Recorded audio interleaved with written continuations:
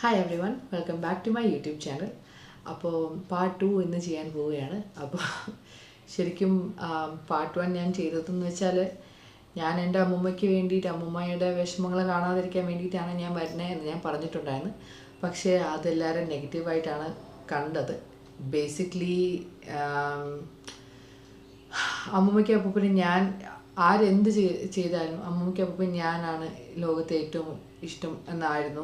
അപ്പോൾ അതുകൊണ്ടാണ് അവരെല്ലാ കാര്യങ്ങളും എനിക്ക് അന്ന് ചെയ്തു തന്നത്, അതേപോലെ തിരിച്ച് ഞാനും ചെയ്തു കൊടുക്കാനുള്ളത്. അപ്പോൾ ഈ ഫോൺ വിളിക്കാൻ ആരുമില്ല എന്നൊക്കെ പറയുന്നത് എന്നെ വിഷമിപ്പിച്ചിട്ട് നാട്ടിലേക്ക് വരുത്താനുള്ള പരിപാടിയായിരുന്നു.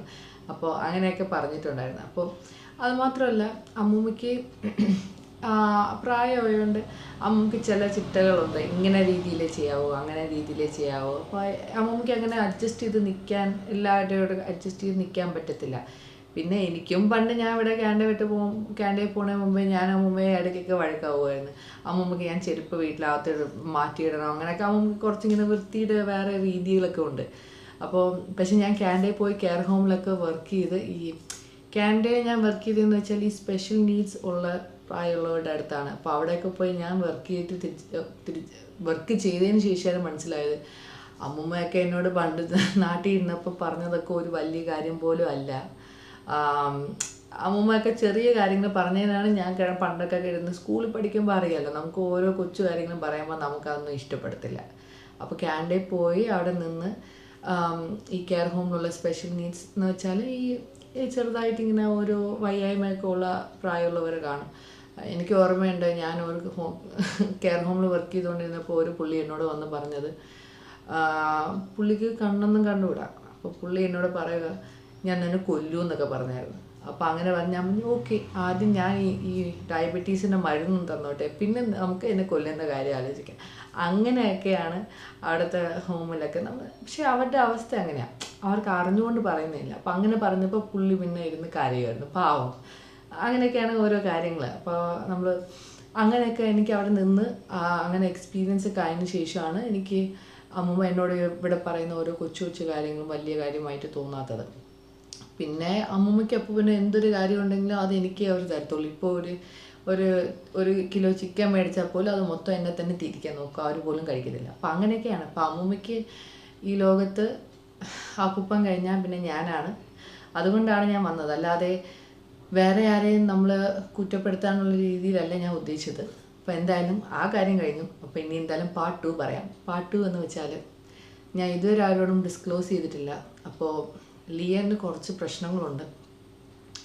അവൻ്റെ കാര്യങ്ങൾക്ക് ഞാനും യോജിയും അന്ന് പണ്ട് പ്രശ്നമായതും ലിയൻ്റെ കാരണമാണ്. കാരണം ലിയൻ്റെ കുറച്ച് പ്രശ്നങ്ങളും കാര്യങ്ങളെല്ലാം ഞാൻ ഒറ്റയ്ക്ക് ഹാൻഡിൽ ചെയ്യേണ്ടി വന്നു. അപ്പോൾ അത് ഞാൻ വെളിയിൽ കുറച്ച് മെഡിക്കൽ പ്രശ്നങ്ങളുണ്ട് ലിയന്.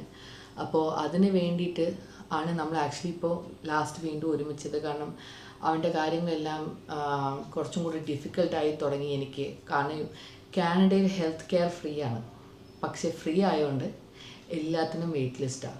അവൻ്റെ 2-3 ട്രീറ്റ്മെൻറ്റ് കാര്യങ്ങൾക്ക് നമ്മൾ വെയിറ്റ് ലിസ്റ്റായിട്ട് നിന്ന് തുടങ്ങി തന്നെ ഇപ്പോൾ ഓൾമോസ്റ്റ് 12 to 18 months ആയി. അവസാനം അവൻ്റെ ഇവന് പിള്ളേർക്ക് അവിടെ പല്ലിൽ ഡെൻ്റൽ വർക്ക് പോലും ചെയ്യാൻ വേണ്ടിയിട്ട് വെയിറ്റ് ലിസ്റ്റ്. കാരണം അവന് ഇത് ചെയ്യണമെങ്കിൽ അനസ്തീഷ്യ കൊടുക്കണം, അതിന് പോലും സെപ്പറേറ്റ്ലി റെസ്പൈറ്റ് വന്നാലേ ചെയ്യാൻ പറ്റുള്ളൂ. അങ്ങനെ ലിയന് കുറച്ച് ഹെൽത്ത് കോംപ്ലിക്കേഷൻസ് ഉണ്ട്. ഞാൻ കയറി ഇറങ്ങാത്ത സ്ഥലങ്ങളില്ല ഇതിന് വേണ്ടിയിട്ട്. പക്ഷേ അവിടെ എല്ലാം ഗവൺമെൻറ്, ആശുപത്രി പോലും എല്ലാം ഗവൺമെൻറ്റാണ്. അപ്പോൾ അങ്ങനത്തെ കാര്യങ്ങൾക്ക് പോകണമെങ്കിൽ നമുക്ക് എല്ലാവർക്കും എന്തായാലും പോകുന്നത് നടക്കത്തില്ല. സോ അതിന് വേണ്ടിയിട്ടും മെയിൻ റീസൺ ഞാൻ ഇവിടേക്ക് വന്നത്, അവന് ആവശ്യമുള്ള ട്രീറ്റ്മെൻറ്റ് ഇന്ത്യയിലാകുമ്പോൾ നമുക്കൊരു ആശുപത്രി കയറണമെങ്കിൽ പോലും പോവുക, അപ്പോയിൻമെൻ്റ് എടുക്കുക, കാണുക, അത്രയും എളുപ്പമാണ്. കാനഡയിൽ ഇപ്പോൾ ഇപ്പോൾ എൻ്റെ പല്ലിന് എന്തെങ്കിലും പ്രശ്നമെന്ന് വെച്ചോ, അതിനൊരു സർജറി ചെയ്യണമെന്ന് വെച്ചോ, ഒരു റൂട്ട് കനാലോ, അല്ലെങ്കിൽ എനിക്ക് ഇവിടെ ഒരു പല്ല് ബ്രിഡ്ജില്ല. അപ്പോൾ അത് ഞാൻ ചെയ്യാൻ നോക്കിയപ്പോഴത്തേക്കും അവർ റെഫറൽ അയക്കും. ഈ റെഫറൽ അയച്ച് ഞാൻ അവരെ അങ്ങോട്ട് വിളിച്ചാൽ റെഫറൽ അയച്ചിട്ടുണ്ട്, എപ്പോൾ അപ്പോയിൻമെൻറ്റ് കിട്ടുമെന്ന് ചോദിക്കുമ്പോൾ അവർ പറയും 6 മാസം വെയിറ്റ് ചെയ്യാൻ, അപ്പോൾ എപ്പോഴെങ്കിലും നമ്മൾ വിളിക്കാമെന്ന്. ഇങ്ങനെയൊക്കെയാണ് അവസ്ഥ. അപ്പോൾ ലിയന് ഈ മെഡിക്കൽ കോംപ്ലിക്കേഷൻസ് ഉള്ളതുകൊണ്ട് അവനൊരു CT സ്കാൻ, MRI സ്കാനൊക്കെ നമുക്ക് കൊടുത്തിട്ട് ഓൾമോസ്റ്റ് 2 years ആവാറായി. ഇതുവരെ അവർ വിളിച്ചിട്ടില്ല. കാരണം ഫ്രീ ആണ്, സാധനം എല്ലാം ഫ്രീ ആണ്, പക്ഷേ ട്രീറ്റ്മെൻറ്റ് സമയത്ത് കിട്ടത്തില്ല. എനിക്ക് കാനഡ വിട്ട് വരുന്നതിന് ആകെ ഉള്ള ഏറ്റവും വലിയ വിഷമം എന്ന് വെച്ചാൽ ഡെബിയുടെ അത്രയും ഒരു നല്ലൊരു സ്ത്രീനെ ഞാൻ എൻ്റെ ലൈഫിൽ കണ്ടിട്ടില്ല. ലിയൻ അവരെ ഗ്രാൻഡ്മ എന്ന് വിളിച്ചുകൊണ്ട് നടക്കുന്ന ഡെബീനെ മാത്രം, ഡെബീനെ എന്നെ ബോണസ് ഡോട്ടർ എന്നാണ് വിളിക്കുന്നത്. അവൾക്ക് ബോണസായിട്ട് കിട്ടിയ ഒരു മോളായിട്ടാണ് വിളിക്കുന്നത്. പക്ഷേ അവരുടെ ഹെൽത്ത് കെയർ ട്രീറ്റ്മെൻറ്റ് ഡെബിക്ക് എങ്ങനെയാണെന്ന് അറിയാം. ഡെബിയാണ് പറഞ്ഞത്, നീ പോയിട്ട് വാ, നിൻ്റെ അമ്മൂമ്മയുടെ കാര്യങ്ങൾ നോക്ക്, അമ്മൂമ്മയുടെ കാര്യങ്ങൾ നോക്കൂ, ലിയാൻ്റെ കാര്യവും നോക്ക്. ലിയാന് ഉള്ള ട്രീറ്റ്മെൻറ്റും കാര്യങ്ങളും അവന് നമുക്ക് നോക്കണം. അത് ഞാൻ കഴിഞ്ഞ പ്രാവശ്യം ഒന്നും പറഞ്ഞിട്ടില്ല. നമ്മൾ ഇതുവരെ അതിൻ്റെ എന്താണെന്നൊന്നും ഞാൻ പറയുന്നില്ല, അതൊക്കെ പേഴ്സണൽ മെഡിക്കൽ ഡീറ്റെയിൽസാണ്. അപ്പോൾ അവൻ്റെ ആ കുറേ ട്രീറ്റ്മെൻറ്റും കാര്യങ്ങൾക്ക് വേണ്ടിയിട്ടാണ് മെയിൻലി വന്നത്. അപ്പോൾ അവൻ്റെ ട്രീറ്റ്മെൻറ്റിന് വേണ്ടിയിട്ട് ഞാൻ കാനഡയിൽ വെയിറ്റ് ചെയ്തുകൊണ്ടിരുന്ന ഡെബിയുടെ സ്വന്തം ബെസ്റ്റ് ഫ്രണ്ട്, അവർ ഒരുമിച്ച് വളർന്ന 3 വയസ്സ് തൊട്ട് ഒരുമിച്ച് വളർന്ന കൂട്ടുകാരിയുടെ ഹസ്ബൻഡിന് ക്യാൻസർ വന്നിട്ട് അത് എന്ത് ക്യാൻസറാന്ന് പോലും അറിയാൻ വേണ്ടിയിട്ട് വെയിറ്റിംഗ് ലിസ്റ്റ് ആയിരുന്നു. കാരണം അവിടെ പോയി പ്രൈവറ്റ്ലി ചെയ്യാൻ പറ്റില്ല. അവസാനം അവർ മെക്സിക്കോ വരെ പറന്നുപോയി, ഒന്നും നടക്കില്ല, 12-14 മാസം വെയിറ്റ് ചെയ്ത് ഒന്നും നടക്കില്ല എന്നായപ്പോഴത്തേക്കും പോയി പറഞ്ഞു നമുക്ക് മെക്സിക്കോ പോവാം, അവിടെ എന്തോ ആശുപത്രി ഉണ്ടെന്ന് പറഞ്ഞിട്ട് അവരവിടെ പോയിട്ട് അത് നോക്കിയപ്പോഴത്തേക്കും സ്റ്റേജ് 5 ആയിപ്പോയി ക്യാൻസർ. അങ്ങനെ പുള്ളി അതിൻ്റെ 3-4 മാസം കഴിഞ്ഞിട്ട് പുള്ളിക്കൊട്ടും വയ്യാന്ന് പറഞ്ഞിട്ട് വയ്യാതായിട്ട് പിന്നെ പുള്ളി അങ്ങ് മരിച്ചു. അപ്പോൾ അതൊക്കെ ഡെബിക്ക് അറിയാം ഇവിടുത്തെ ഹെൽത്ത് കെയർ എങ്ങനെയാണ്. കാരണം നമ്മൾ ലിയന് വേണ്ടി ഞാൻ ഓടാത്തൊരു സ്ഥലമില്ല. അവന് വേണ്ടിയിട്ടാണ് ഞാൻ 2-3 ജോലിക്ക് വരെ ഒരേ സമയത്ത് പോയത്. ബട്ട് നമ്മൾ വീണ്ടും ഞാൻ ഒരുമിച്ച് കൊച്ചിൻ്റെ കാര്യങ്ങൾ നോക്കാൻ വേണ്ടിയിട്ട്. പക്ഷേ എന്നിട്ടും അവിടെ ആശുപത്രി എന്തെങ്കിലും സമയത്ത് കിട്ടിയാലല്ലേ നമുക്ക് എന്തെങ്കിലും ഹെൽപ്പ് ചെയ്യാൻ പറ്റുള്ളൂ. അപ്പോൾ അവൻ്റെ ട്രീറ്റ്മെൻറ്റും കാര്യങ്ങൾക്ക് വേണ്ടിയിട്ടാണ് മെയിൻലി വന്നത്. സെക്കൻഡ്ലി അപ്പോൾ അമ്മൂമ്മയുടെ കാര്യം നോക്കാം, മോൻ്റെ കാര്യം നോക്കാം. അപ്പോൾ പ്രശ്നം എന്താണെന്ന് വെച്ചാൽ എല്ലാവരും വിചാരിക്കും കാനഡ അവൻ്റെ ലൈഫ് നമ്മൾ നശിപ്പിക്കുകയായിരിക്കും എന്നൊക്കെ വിചാരിക്കുമായിരിക്കും. പക്ഷേ അങ്ങനെയൊന്നുമല്ല. അവന് നാളെ ഭാവിയിൽ ഇപ്പം അഥവാ ഈ അമ്മൂമ്മയുടെ കാര്യങ്ങളൊന്നും സെറ്റായില്ല, അമ്മൂമ്മയുടെ ചിട്ടുകളിലനുസരിച്ചുള്ള വീട്ടിലെ ജോലിക്ക് നിൽക്കാൻ ഒരാളോ ഒന്നും ഇല്ലെങ്കിൽ പിന്നെ ലാസ്റ്റ് വീഡിയോയിൽ ഞാൻ പറഞ്ഞു ഹോം നഴ്സിനാണ് ഞാൻ പൈസ കൊടുത്തത്. പക്ഷേ ഹോം നഴ്സിനല്ല, ജോലിക്ക് വരുന്ന ആൾക്കാർക്കാണ് ഞാൻ പൈസ കൊടുത്തത്. ഏതാണെന്ന് എനിക്ക് കറക്റ്റ്ലി അറിഞ്ഞുകൂടാ. ഞാൻ അമ്മൂമ്മയ്ക്ക് പൈസ അടിച്ചു കൊടുക്കും, അമ്മൂമ്മ ആർക്കാണെന്ന് വെച്ചാൽ കൊടുക്കും. കാരണം എനിക്കങ്ങനെ ഡീറ്റെയിൽ ആയിട്ട് എൻ്റെ കാര്യങ്ങളൊന്നും അറിയത്തില്ല. അമ്മൂമ്മ ഇത്ര രൂപ ഒരു മാസം, ചില സമയത്ത് അമ്മൂമ്മയുടെ എക്സ്പെൻസ് ഇച്ചിരി കൂടുതലാകുമ്പോഴത്തേക്കും ഞാൻ കൂടുതൽ അയച്ചു കൊടുക്കും. എന്നെക്കൊണ്ട് അഫോർഡ് ചെയ്യുന്ന അത്രയും ഞാൻ അയച്ചു കൊടുക്കും. എല്ലാം എന്നെക്കൊണ്ട് അഫോർഡ് ചെയ്യാൻ പറ്റത്തില്ലായിരുന്നു, ബാക്കിയെല്ലാം സിന്ധോമ്മ അവരൊക്കെയാണ് ചെയ്തുകൊണ്ടിരുന്നത്. പിന്നെ എനിക്ക് ഒരു പരിധി ഉണ്ടല്ലോ ഹെൽപ്പ് ചെയ്യാം. അപ്പം അങ്ങനെ എന്തായാലും ലിയാൻ്റെ കാര്യങ്ങളൊന്നും നോക്കണം. അവൻ്റെ കാര്യങ്ങൾ ശരിക്കും പറഞ്ഞാൽ അവിടെ ഇമർജൻസിയിൽ പോയി ഒരു ഇമർജൻസി ആയിട്ട് നമ്മൾ സാധാരണ ആശുപത്രി പോകുമ്പോൾ ആദ്യമേ നമ്മുടെ അടുത്തകത്ത് കേട്ടിട്ടില്ലേ, കുഞ്ഞിന് 5 ദിവസമായിരുന്നപ്പോൾ ഇമർജൻസി അവർക്ക് 42 ഡിഗ്രി എന്തോ ഉണ്ടായിരുന്നു അന്ന് ടെമ്പറേച്ചർ, അത്രയും കൂടി. അപ്പം ഞാൻ ടെൻഷനായി. അങ്ങനെ ഞാൻ നമുക്ക് 811 എന്നവരുടെ കോൾ വിളിക്കാൻ പറ്റും, അവരെ വിളിച്ച് ചോദിച്ചു എന്താ ചെയ്യേണ്ടതെന്ന്. അപ്പോൾ അവർ പറഞ്ഞു കുഞ്ഞിന് 5 ദിവസമേ ഉള്ളൂ, ആശുപത്രി കൊണ്ടുപോയേ പറ്റുള്ളൂ. അപ്പം ഞാൻ വിചാരിച്ചു ഇനി നാളെ വരെ വെയിറ്റ് ചെയ്യാം. എന്നിട്ട് അപ്പോൾ യോജിക്കും ടെൻഷനായി. അപ്പോൾ ഞാൻ ലിയൻ്റെ കൂടെ നിന്ന് യോജി കൊച്ചിനെ കൊണ്ടുപോയിട്ട് അവിടെ പോയിട്ട് 5 മണിക്കൂർ ഇരുന്ന് 5 മണിക്കൂർ കൊച്ചു കരച്ചിലും, കൊച്ചിന് പാല് ഞാൻ കൊടുത്തു വെച്ച് പമ്പ് ചെയ്ത പാല്, കൊച്ചു കരച്ചിലും കാര്യങ്ങളുമായിരുന്നു. എന്നിട്ട് 5 മണിക്കൂർ കഴിഞ്ഞിട്ട് അവരൊന്ന് നോക്കിയിട്ട് കൊച്ചിന് കുഴപ്പമൊന്നുമില്ലെങ്കിൽ പറഞ്ഞിട്ടങ്ങ് വിട്ടു. അവരെന്താന്ന് പോലും നോക്കിയില്ല.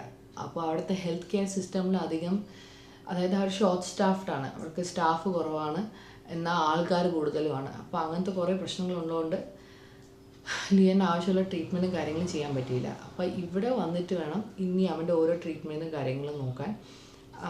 അതിന് വേണ്ടിയിട്ട് ഞാൻ ആദ്യത്തെ അപ്പോയിൻമെൻറ്റ് കാര്യങ്ങൾ നോക്കിയിട്ടുണ്ട്. ഇനി അടുത്ത മാസമാണ് അവൻ്റെ ഫസ്റ്റ് അപ്പോയിൻമെൻറ്റ് നമുക്ക് കിട്ടാൻ പോകുന്നത്. അതുകൊണ്ടാണ് അവന് ശരിക്കും പറഞ്ഞാൽ അവനോട് സമ്മർ വെക്കേഷൻ പോലും ഇല്ലായിരുന്നു. അവന് സ്കൂൾ അടയ്ക്കാൻ പോയത് ജൂൺ 28 മൺഡേ എന്നായിരുന്നു, ജൂൺ 29 അല്ലേ തോന്നുന്നു. ഇന്നിപ്പോൾ ഇന്ന് സാറ്റർഡേ, ജൂൺ 29 മൺഡേ, അതായിരുന്നു അവൻ്റെ ലാസ്റ്റ് ഡേ ഓഫ് സ്കൂള്. അതുവരെ അവനവിടെ നിൽക്കാൻ പോലും പറ്റിയില്ല. കാരണം ഓൾറെഡി അവൻ ഇവിടുത്തെ സ്കൂളിൽ ചേർത്തായിരുന്നു. ഇവിടുത്തെ സ്കൂളിൽ ഓൾറെഡി അവൻ 20 ദിവസം ലേറ്റായിട്ടാണ് വന്നത്.